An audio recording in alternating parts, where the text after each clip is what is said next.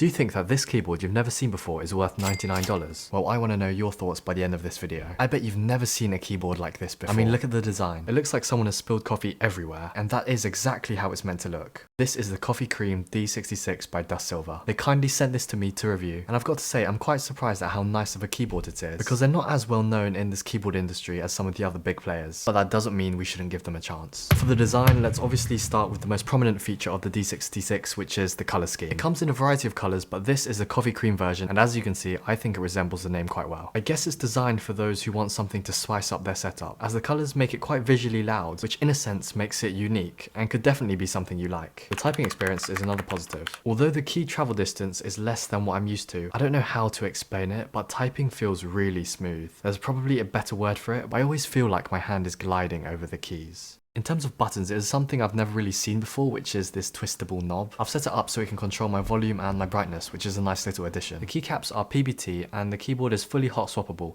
meaning that you can customize it if you so wish. Now, compared to the other keyboards I own, you can connect this keyboard in 3 different ways, both wired and wireless, which makes it super adaptable to however you want to use it. Also, I really like how this keyboard focuses on both Windows and Mac, because a lot of keyboard companies sort of leave out Apple products. In the box, Dust Silver gives you some hot swappable Mac keycaps, which I, and I'm sure many others, really appreciate. When testing the keyboard, I particularly enjoyed the RGB lighting and the typing sounds, so let's do a sound test so you can hear for yourself. Let me know if this sounds more creamy or thocky, and how it compares to other keyboards you like.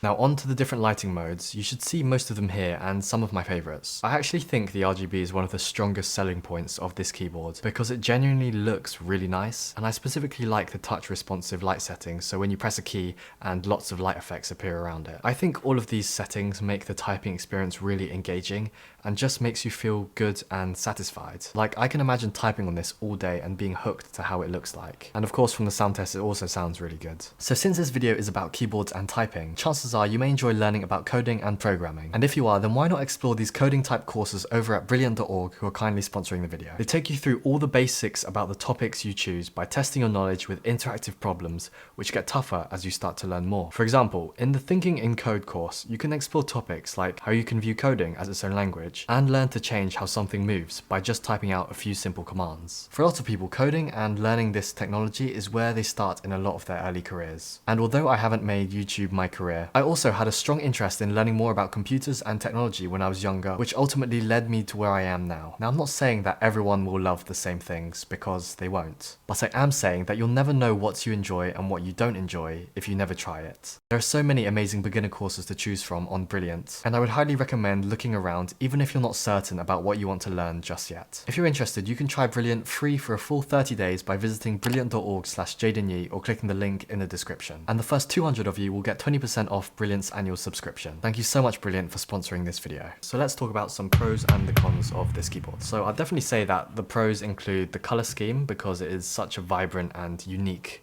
character to it. I think the aesthetic build quality of the keyboard is also a positive, because it feels quite premium and everything looks really clean. I think the typing sound is also a big plus, because it just sounds really smooth and really satisfying. The RGB lighting is also a positive, because I think it looks really nice. And the accessories, the compatibility of Mac to Windows to Android to iOS, and all the little accessories and effort they put into the manual and everything, I think that's a big positive. And the customizability of the keyboard, as it comes in a variety of colors and it's hot swappable, so you can change anything you want. Some cons I feel like could be improved are things like the cable. The cable you use to wire your keyboard to the laptop feels quite cheap, and I think it would be a lot nicer if it was a braided cable. I guess another con is because it's by a less renowned brand, but this really only matters in my opinion if you care about reputation a lot. And a third thing to take note of is that there may be other options at a better or same price. And you should definitely do your research and take multiple keyboards into consideration, because you may find something you like in one keyboard and something you don't in the others, so it's just good to compare. So my closing thoughts are that I really like this keyboard, and I think that this unique color scheme is something new and refreshing for me. I think it's a good change. I think that if you're a student looking to buy a keyboard, then you should consider it an investment or a luxury item, because it's not super affordable and it's not super expensive either. You can find this keyboard selling for around $99 or £80. I think I've seen some 5% and 10% discounts floating around, so take a look at the link below if you're interested. At the end of the day, everyone has their own justification to whether they think something is worth it or not. So don't let a single review or a single person change your whole decision based on what they say. I always encourage doing a lot of research before committing to anything, so I hope this review has been helpful and interesting. Consider subscribing and liking, ask any questions you have about the keyboard, or write your thoughts below, and I'll see you in the next one.